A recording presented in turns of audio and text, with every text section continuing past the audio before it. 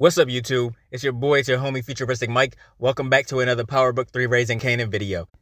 Now, this is going to be the review and recap for Power Book 3 Raising Kanan, Season 2, Episode 3, titled Sleeping Dogs. If you're a fan of Power Book 3 Raising Kanan, hit the like on this video. If you're new to my channel and this is the first time you're finding me, subscribe and turn on those post notifications so when I post videos on Power Book 3 Raising Kanan, you get them.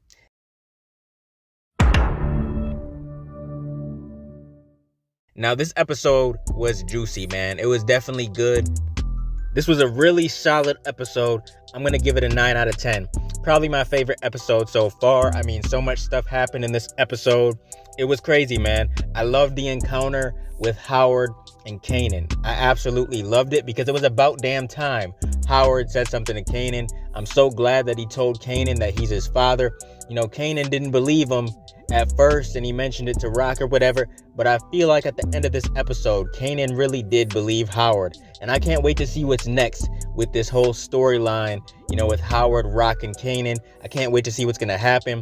You know, there's going to be a falling out between Kanan and his mother. There's going to have to be because she's lying to him. The lies won't stop with Rock. She just keeps on lying. She didn't even tell Kanan about Scrappy. So yeah, he's going to be pissed. I love the stuff with Unique and Rock, you know, Unique, Robin, Rock and stuff. But we'll get into that. You know, when the episode first starts, we see Unique kidnapping Juliana from the bodega. He goes in there, puts a gun to her. And Rock comes to the store because she has some more cash to stash in there. And she doesn't know what's going on because the store is locked. And that's not like Juliana, you know, to have the store locked or whatever. She's looking in the window. She sees something ain't right. So she uses a key to get into the store. And she was pissed off, man, after finding that the stash house had been robbed. There's no cash left in there. So she's heated. Now, Kanan's walking outside and Detective Howard is out there. He waited until Rock left, you know, to confront Kanan, to tell Kanan that he is his father. You know, Kanan gets into the car and they have a little chat. He told Kanan everything. And he's like, look, I don't know how to tell you this. This is going to be the craziest stuff you ever heard, but I'm your father, not DEFCON. And Howard told Kanan straight up, like, your mother's going to, you know, paint this picture of me and say I'm confused, I'm crazy, I don't know what I'm talking about, my head's all twisted up. But he said I'm telling the truth. And Kanan was freaked out, man. You could see it all over his face. He said he had something to do. He got out the car and he walked away super fast. Now, Rock is going through it, man. She's trying to figure out what to do. She's paging Lulu and stuff. And he said, look, Rock, I'm working. He was not trying to deal with Rock right now, man. He was focusing on his music. And we see that Lulu was in the studio, man, producing a hit with Jukebox. And let me tell you, man, Jukebox, she can sing, for real. She can really sing. She has some pipes. She was in there blowing away. I'm like, wow, man. Jukebox definitely has a career in music. I mean, I know that's not her career that she picks, obviously, because she's a cop. We see in Power Book 1, but she really could have went far with that music stuff, man. Maybe she does develop a real career in music and something happens. I don't know, but she definitely has something with that voice. But of course, this boy Crown has something to say, man. He said, look, your music's not going to sell because you lack that sex appeal. You're not dressing like all the girls out here, man. You got to look sexy. And Lulu is like, man, don't be saying stuff like that about my niece. You need to respect my niece. You know, Lou was kind of pissed off, but he did agree with Crown somewhat. He said Crown's not all the way wrong. And Jukebox was mad. She said, this is who I am, and I'm not changing my look for nobody. Now we see Rock and Marvin meet up, and they're talking about the whole situation. You know, Rock is trying to put 2 and 2 together and figure out who the hell robbed her. But then she's like, look, oh, I do know somebody crazy enough to do this shit. And she thought about it. While Lou is in the studio with Crown, Cartier, Zisa, all them, you know, she goes to the studio and she's like, Lou, I need to talk to you. They go out in the hall. They're talking about the whole situation. And Crown's nosy ass is listening through the door. And Cartier even says, man, you just a nosy motherfucker, ain't you?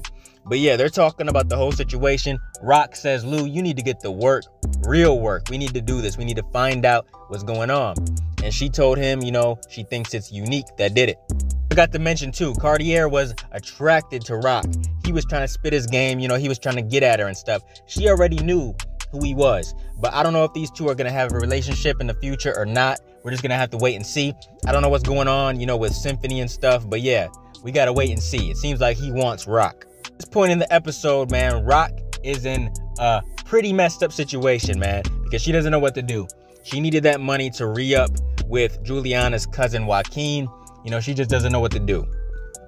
Now, when we see Kanan and Famous together, you know, they're just talking, and then Famous mentions Scrappy. You know, he says that Scrappy killed himself, and Kanan was literally in disbelief. He couldn't believe it, man. You could see all over his face that he was hurt. He couldn't believe that his mom didn't tell him about it, and he just can't believe it. He said, no, Scrappy would not do that to himself. He couldn't even really focus on him and Famous's conversation because he kept thinking about Scrappy. But him and Famous go to sell mixtapes for cash. Kanan said he's gonna do it differently this time.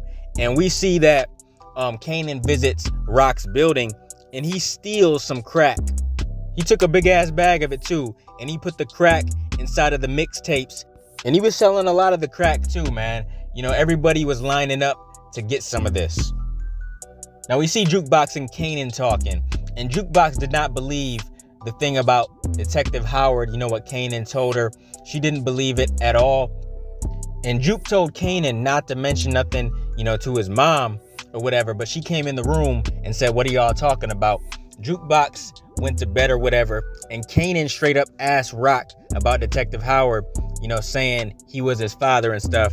And she straight up lied to his face, man. She straight up lied. She told him that Howard was messed up in the head, not to believe anything he says. And, you know, she said he was talking the same nonsense to her.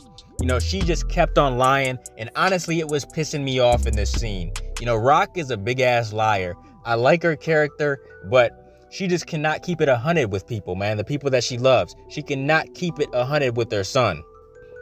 I guess with her logic, she thinks she's protecting Kanan or whatever, but she's just making things a lot worse than they already are.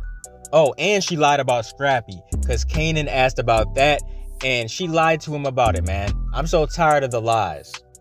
You know, when Kanan and Rock talk about Detective Howard again, and Rock finally admits the truth, it's gonna be a crazy conversation, let me tell you. Now, Rock meets with Warrell, and she tells him to find Unique. She said his life depends on it. Now we see Lou in the car and he's listening to Jukebox's song. You know, Marvin gets in the car. They're talking about Unique and stuff. And Marvin hears the track and he's like, man, that's Juke. And he was really impressed. He's like, she's good. And Lou says she's been good. And Marvin's just, you know, in his feelings, saying that he messed up with Juke. He asked Lou if Juke ever talks about him. And Lou didn't have nothing to say, man. Juke is just done with Marvin. You know, Marvin is feeling very guilty at what he did to his daughter, man. He shouldn't have put his hands on her like that. But he kind of gets mad and says whatever and gets out the car. Now we see Jukebox following Kenya, and Kenya goes to a church. Jukebox goes inside trying to sneak up and stuff, and Kenya sees Juke, and she stops singing immediately, but Jukebox runs away.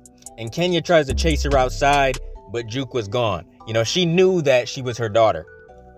Now we see Crown walk up to Rock's house, and Kanan and Famous are outside. You know, Famous is stressing because he has nowhere to go.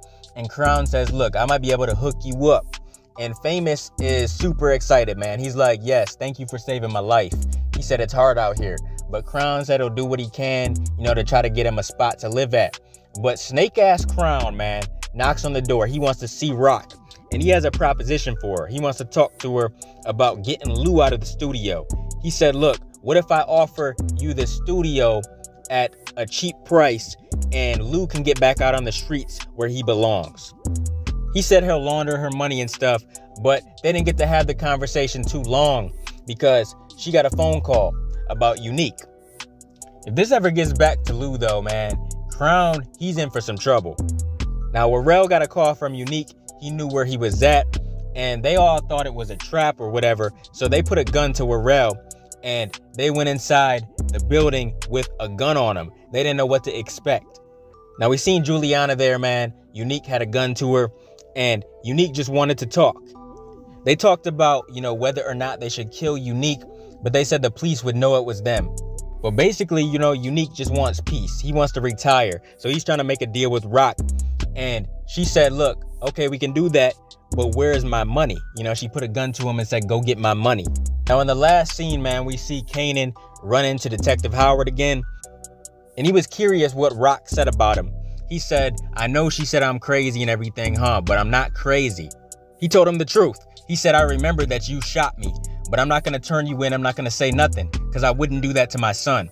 And Kanan had this crazy look on his face, man. He learned the crazy truth. And I mean, damn, he's shocked. He don't know what to say. So the next episode is going to be crazy, man, when he confronts Rock. It's just going to be crazy. I can't wait. But a really solid episode right here, man. My favorite one so far. They just keep getting better. I can't wait until the next one. I don't know if they're going to take a break after episode 5 or not. But yeah, man, if they are going to take a break, we got 2 more episodes until the break or whatever. But this season is crazy so far. If you think it's crazy now, just wait. I promise you it's going to be crazy as hell. I cannot wait for the next one and the rest of the season. Comment your thoughts down below. What did you think of episode 3? Let me know all your thoughts. What are your theories, thoughts, predictions, and everything else? Keep supporting your boy, and I'll be continuing to bring y'all Power Book 3 Raising Kanan content in the future. Make sure you guys like, comment, and subscribe, and smash that notification bell so you can never miss a video. If you guys want to donate to the channel, I got links below to the PayPal and Cash App accounts. Hope you guys enjoyed the video. Let me get out of here, y'all. It's your boy, FuturisticMike, and I'll talk to you on the next one. I'm out. Peace.